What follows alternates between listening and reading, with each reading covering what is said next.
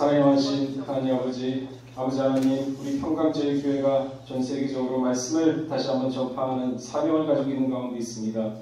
우리 평강의 성도들 한 사람 한 사람 기억하여 주시사 영역과 능력을 더하여 주시고 하나님의 말씀을 마음 육비에 깨닫고 알고 행함으로 말미암아 좌우로 치우치지 않고 오직 말씀으로 승리하는 가운데 진실로 하나님의 뜻과 하나님의 은혜를 받아서 행하는 이 세상과 짝하지 않는 귀한 성도들 다 될 수 있도록 은혜를 더하여 주시옵소서. 나라와 민족을 위해 기도합니다. 그동안 너무나도 무너지고 너무나도 기반이 흐트러진 이 나라 대통령을 비롯한 위정자들 기억하여 주시옵고, 여론에 일희일비하는 것이 아니라 굳건히 마음 가운데 생각했던 옳은 그 정책을 행함으로 말미암아 무너졌던 법치를 바로 세우고 자유민주주의를 다시 한번 바로 세워서 부강한 나라, 건강한 나라로 다시 설 수 있는 대한민국이 될 수 있도록 인도하여 주시옵소서. 또한 교회와 교회의 질서와 권위가 무너지고 지금 손상되고 있는 가운데 있습니다. 아버지 하나님, 거짓과 위선이 판을 치면서도 그것이 진실인 양 믿고 어리석게 쫓아가는 너무나도 많은 양들이 있습니다.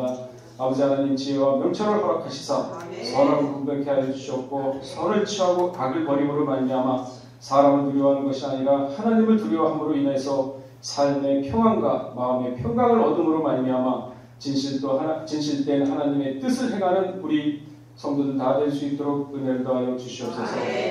우리 또한 살아가면서 힘들고 어려운 남은 자들이 있습니다. 아버지 하나님, 일일이 다 외치고 간구하지 못하지만 성령님께서 하시고 대신 간구해 주실 것을 믿고 감사드리면서 예수 그리스도 받들어 감사함이 돌려싸움나이다. 네, 감사합니다. 오늘 본문 말씀은 느헤미야 3장 28절에서 29절 말씀이 되겠습니다. 느헤미야 3장 28절에서 29절 말씀.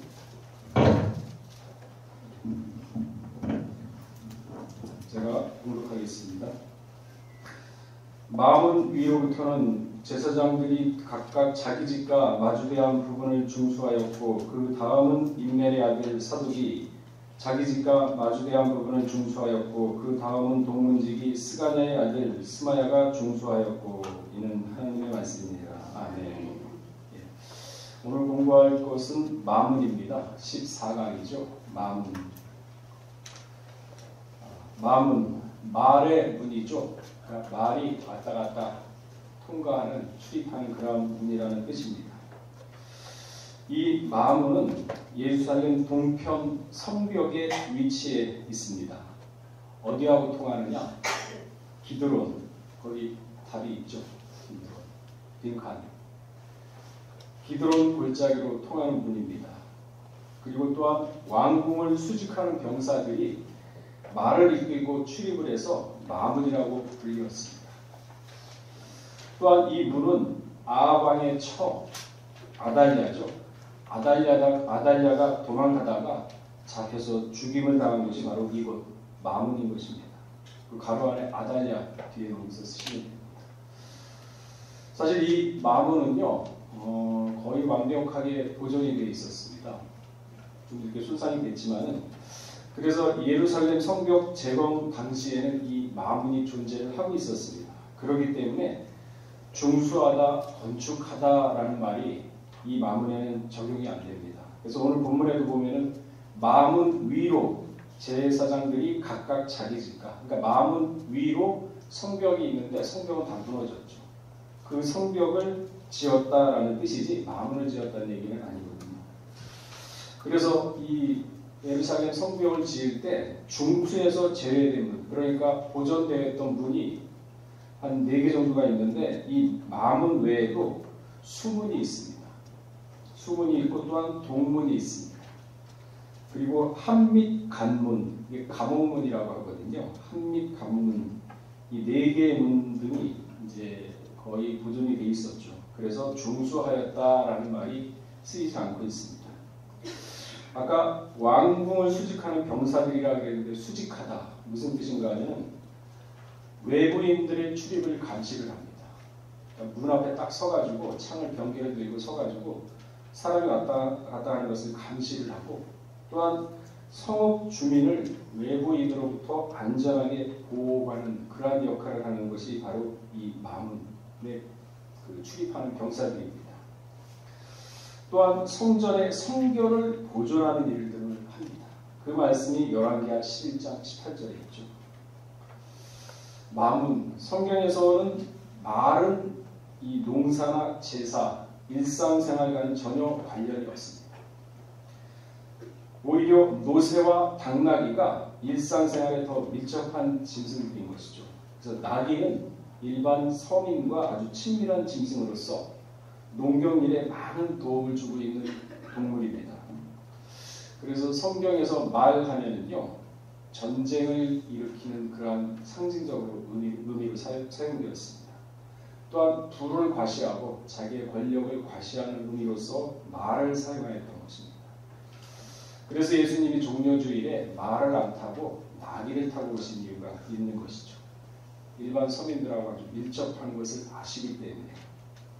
그리고 나귀 대신 노새라는 게 있어요. 노새는 당나귀의 순놈하고 말의 암놈하고 잡종, 이종 잡종 교배를 해서 난 새끼가 바로 노새입니다. 성경에는 이종 잡배하는 것은 절대 허용을 않고 있죠. 그래서 이 노새는 이스라엘에 생산되지 않고 외부에서 수입을 해왔던 것입니다. 그래서 나귀는 일반 백성들한테 굉장히 친숙하고 농업에 이용되는 짐승이지만 말은 전쟁에 이용되는구나 하는 것을 알 수가 있죠. 그래서 계시록 19장 11절에도 보게 되면요, 하늘이 열린 것을 보니 백마와 탄자가 있으니 그 이름은 충신과 진실이라 그가 공의로 심판하며 싸우더라 그랬습니다. 백마, 요한계시록에 백마가 나오죠. 이것은 성결을 상징합니다. 성결. 그 답이 있을 거예요. 뒤에 페이지 보면 성결. 그러니까 이 성결, 마지막 때 우리가 거룩하고 성결하지 못한 자 절대 구원을 받지 못한다고 했습니다. 우리 예수님이 십자가에 돌아가시면서 부활하셨지 않습니까? 예수님이 돌아가셨을 때 하나님이 야 예수야 이제 일어나라 해서 일어났을까요? 아니요. 성경은 절대 그렇게 안 되어 있습니다. 성경은 굉장히 세밀하고 성경은 우리가 그냥 막연하게 믿는 것처럼 되어 있지 않아요. 다 성경은 짝이 있고 또 굉장히 구체적으로 우리한테 생명으로 하는 길을 알려주고 있습니다. 왜 예수님이 돌아가셨을 때 십자가에 달려서 돌아가셨을 때 부활을 할 수 있었던 비결이 있었어요. 그냥 하나님이 일어나라 그래서 된 게 아니거든요. 그 말씀이 로마서 1장 4절에 있습니다. 우리 한번 찾아보겠습니다. 그러니까 이게 없었으면 예수님도 부활을 못해요. 로마서 1장 4절. 자, 읽어보겠습니다. 시작. 성령의 영혼은 죽은 자 가운데서 부활하여 능력으로 하나님의 아들로 인도되셨으니 곧 우리 주 예수 그리스도시라. 성결의 영이 있었기 때문에 부활을 할 수가 있었어요. 그 마지막 때는 성결과 거룩한 영이 없으면 구원을 못 받는다 그랬거든요. 그래서 예수님 삶 자체가 성결했습니다. 우리가 보기에는 십자가상에서 그냥 돌아가셨을 때 그냥 성결했구나 그게 아니거든요. 평상시에 그러니까 30세 될 때까지 평상시에 성결한 삶을 사는 게 몸에 배웠던 거죠. 그래서 예수님은 모든 걸 다 배웠다 그랬거든요. 우리하고 똑같은 육체입니다. 그래서 우리가 믿을 때 예수님이니까 가능하지. 그분은 신이잖아. 하나님이잖아. 그러니까 우리는 그걸 못 쫓아내. 가능하지 예수님이니까. 그거 믿음 아닙니다. 그랬으면 예수님이 너희가 너희 자기를 부인하고 너희 십자가를 지고 쫓아오라고 왜 그랬겠습니까? 가능하니까. 힘들 뿐이지. 그래서 여러분 살아서 연애해요 진짜.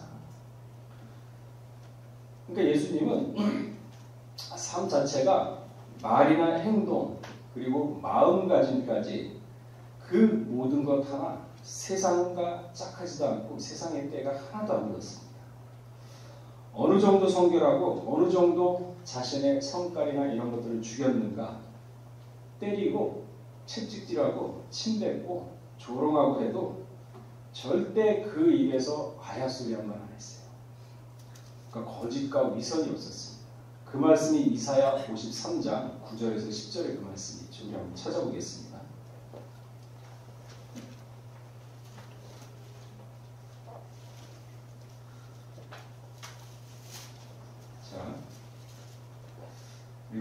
읽어보겠습니다. 시작. 그는 강포를 행치 아니하였고 그 입에 괴사가 없었으나 그 문이 악인과 함께 되었으며 그 묘실이 부자와 함께 되었도다. 여호와께서 그로 사람을 갖게 하시기를 원하사 질고를 당케 하셨은데 그 영혼을 속건제물로 드리기에 이르면 그가 빛을 보게 되며 그날이 길 것이요 또 그의 손으로 여호와의 뜻을 성취하리라. 이러한 성결의 삶이 있었기 때문에 그 온갖 조롱과 온갖 비난과 온갖 채찍과 그 고통을 당해도 십자가에 못 박히면서 고통을 당해도 아야소리 한 번 안 했어요. 그게 뭐냐? 자기를 부정했거든요. 그러니까 우리는 이렇게 지나가다가 이렇게 지하철에서 발 밟으면 굉장히 아프죠. 하이힐로. 그러면 막 짜증나고 화나지 않습니까? 근데 사실 그런 화는 내도 돼요. 그게 아니라 생활 가운데서 조금 이렇게 기분 나쁘게 했다고 해가지고 그거에 반응할 이유는 없습니다. 그저 참고 내 자신을 갖다가 스스로 훈련시키면서 자기 자신을 부인하고 그러고 예수 그리스도의 그 모양을 쫓아가는 게 바로 우리의 살았을 때 지금 현재 생활할 때 성결로 가는 하나의 방법이거든요. 아니 남이 그런다고 해서 똑같이 하면 그게 다를 게 뭐가 있어요. 똑같죠. 그러니까 그럴 때는 이게 아니구나 하면서 스스로. 그래서 에베소 4장 13절에 예수 그리스도의 장성한 분량까지 이르라고 했지 않습니까? 분량까지. 그러니까 성결의 영이 있었기 때문에 언제 평상시에 말하는 거, 행동하는 거, 그리고 마음가짐, 생각까지도 악이 없었어요. 이 사람의 말이나 그 사람의 행동을 보게 되면요, 그 사람의 마음 상태를 알 수 있습니다. 왜 그러냐면 그 마음에 따라서 말과 행동이 나오거든요. 그래서 지혜로운 사람은 그걸 보고서 저 사람의 마음이 어떻구나, 저 사람의 마음이 불안하구나, 저 사람의 마음이 참 강팍하구나 하는 것을 알 수가 있는 거죠.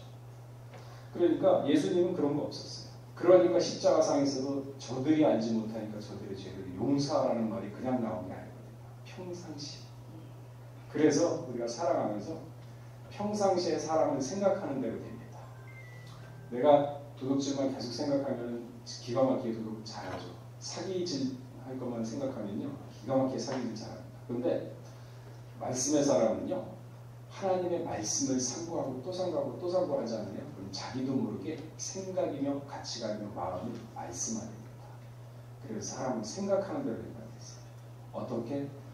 절대 정직해야지 그 마음 가운데 가식이나 위선이 있으면 안 돼요. 자, 이사야 33장 4절 한번 찾아보겠습니다. 시편 33장 4절입니다. 예, 시편 33장 4절입니다.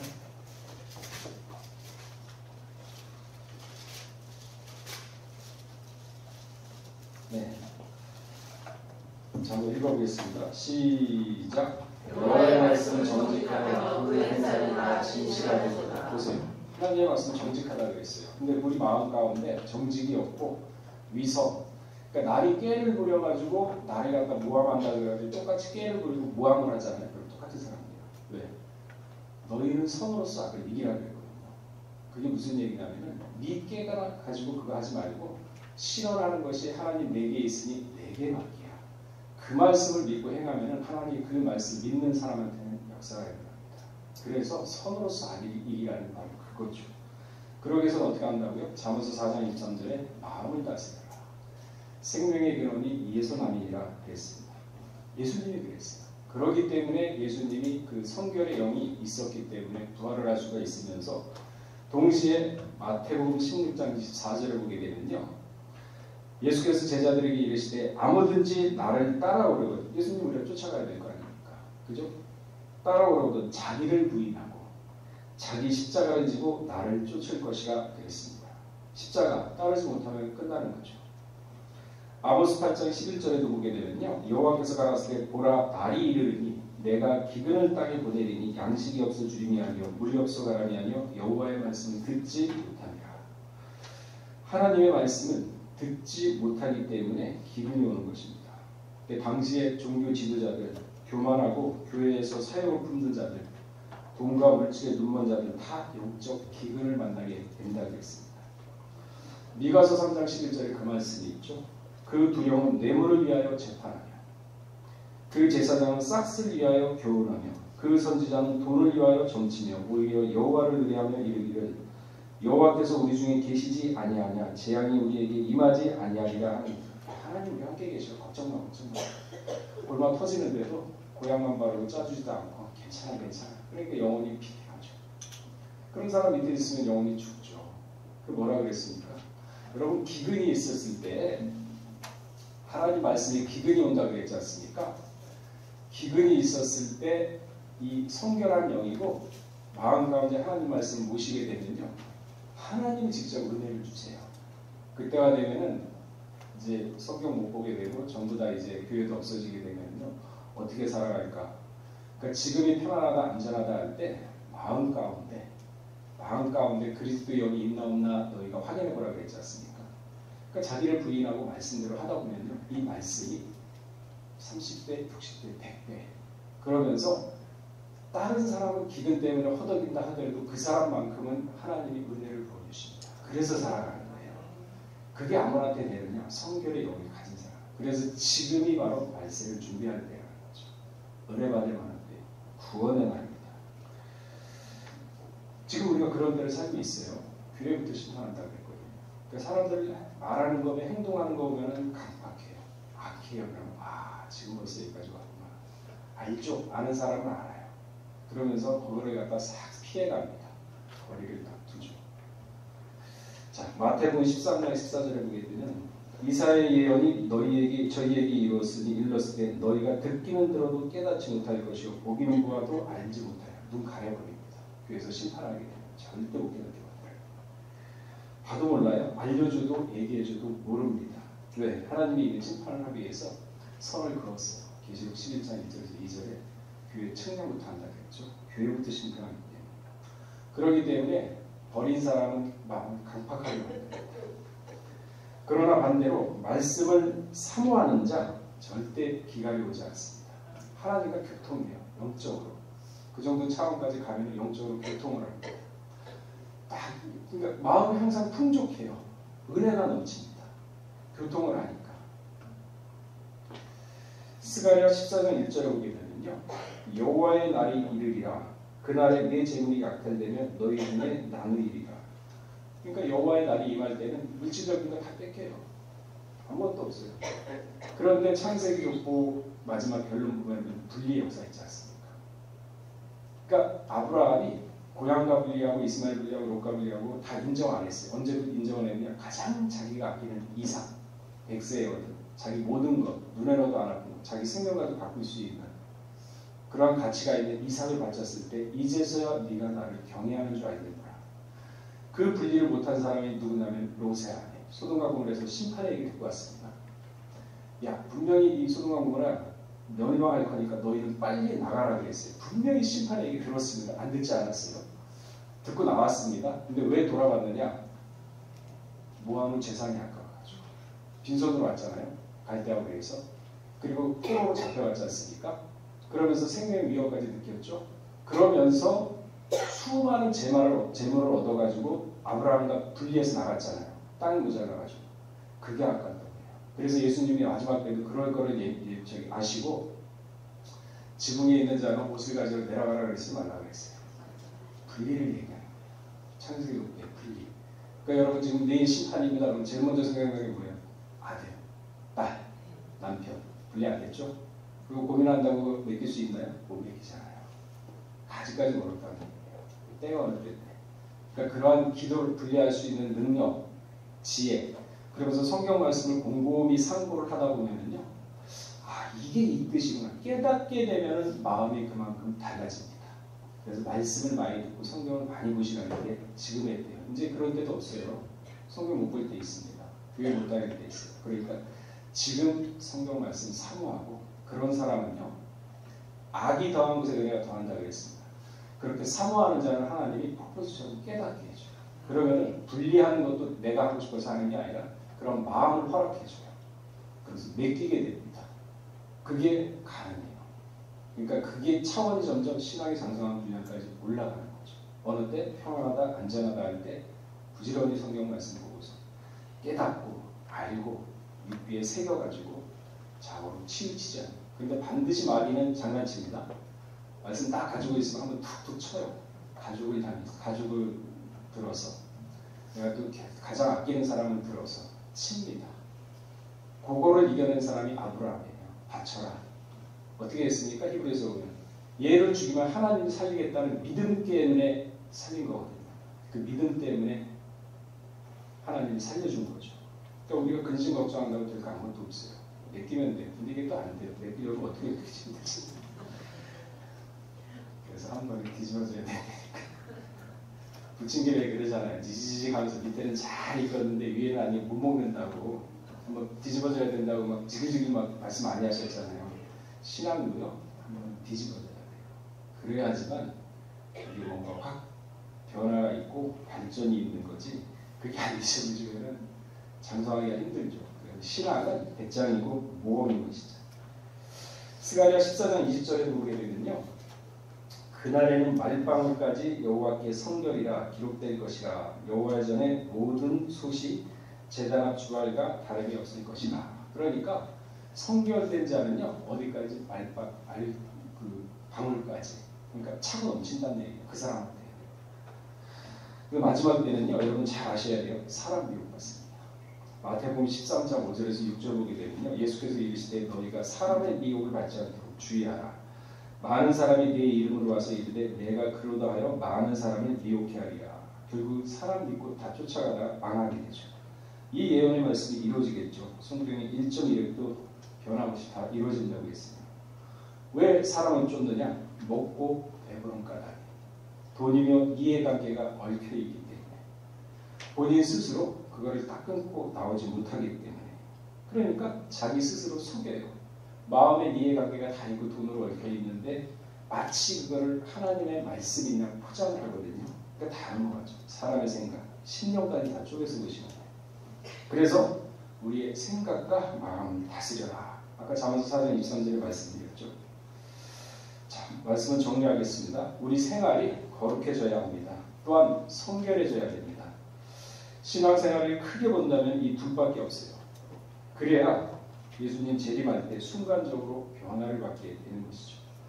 무덤에 있는 사람은 부활을 하고 살아서 말씀을 믿는 사람은 재림할 때 변화를 하는 거죠. 요한복음 5장 25절에 보게 되면 진실로 진실로 너희에게 이르노니 죽은 자들이 하나님의 아들의 음성을 들을 때가 오라니 곧 이때라. 듣는 자는 살아나리라. 듣고 계십니까? 말씀을? 하나님의 말씀을 들었을 때 아 이거다 하고 깨달았을 때가 오늘이에요. 내가 깨달았을 때 오늘입니다. 아, 이 말씀의 뜻이 그거구나. 아, 그렇구나 했을 때가 그 사람한테는 오늘입니다. 그리고 오늘이 쌓여가지고 날은 날에게 말을 하잖아요. 그래서 기차 연결하다 쭉 연결되면 믿음은 장성한 믿음. 어떻게? 유다서 1장 20절 말씀이죠. 거룩한 믿음에 자신을 건축하라. 그랬지 않습니까? 하루하루 건축해야 돼요. 예수님 그런데 때가 세상 때가 전혀 묻지 않았다고 했습니다. 세상 때 묻는 건 뭡니까? 시기, 질투, 남잔되는 거, 욱하는 성격 다 버렸어요. 조그만 툭건들로 욱하고 막 이러는 사람들이 있어요. 아직 자기 못 버리거든요. 예수님 그거 없었습니다. 그런 성결의 영이 있었던 거죠. 계시록 19장 11절에 보게 되면 또 내가 하늘이 열린 것을 보니 보라 백만 탄 자가 있으니 그 이름은 충신과 진실이라 했습니다. 표준 새 번역에 보시게 되면요. 계시록 19장 11절은 나는 또 하늘이 열려있는 것을 보았습니다. 거기에 흰 말이 있었는데 신실하시고 믿을만한 신실하시고 참됨 거짓이 없어요. 아까 성경 말씀은 하나님 말씀이 참되기 때문에 그 행사를 더 옳다고 그랬지 않습니까? 그 참된 말씀을 받는 사람 마음이 우리가 정직해야 돼요. 거짓이 없고 그래야지만 그 말씀이 우리에 부딪혀가지고 30배, 60배, 100배를 했습니다. 마음이 거짓이 있고 가식이 있잖아요. 그 정직한 말씀 절대 못 깨달아요. 어떻게 하느냐? 지지고 이성을 깨달아요. 그러니까 영적으로는 메말라죠. 그러니까 나오는 소리는 이성의 소리밖에 안 나와요. 그러니까 그 얘기를 들으면 성도들이 메말라죠. 참되신 분이나 이름을 가지신 분이 그 위에 타고 계셨습니다. 그는 의로 심판하고 싸우시는 분이다. 그러니까 우리 마음에 신실과 참됨이 없다 그러면은 의로서 공의로서 심판한다는 얘기예요. 통과하면 되지 않습니까? 그렇잖아요. 마지막 때 백마 타신 분 신실하고 참되다.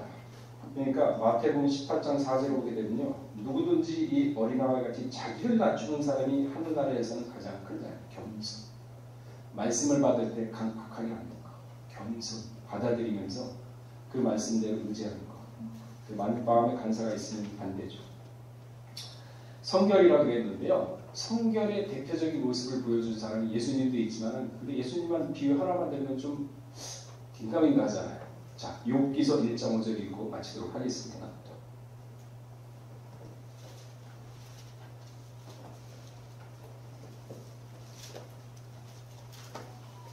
자, 읽어보겠습니다. 1장 5절 시작. 그 자신들이 지나면 욥이 그들을 받아가 성결케 하되 아침에 일어나 그들의 모습대로 번제를 드렸으니 이는 욥이 말하기를 혹시 내 아들이 죄를 범하여 마음으로 하나님을 위하여 생각하나. 욥의 행사가 욥은 동방호수가 굉장히 부유한 사람입니다.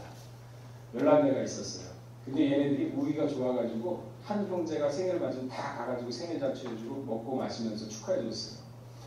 그러면 우리가 사람이 어느 때 마음에 틈을 보이냐면 잔치할 때, 마음이 넉넉할 때 풀어집니다. 그러면서 순간적으로 욥은요, 달을 보면서 이쁘다고 이쁘다 하면서 손등에 입을 안 맞힐 정도로 성결한 사람이었습니다. 마음이 좌우로 치우치지 않았어요. 세상에 절대 때가 안 묻었습니다.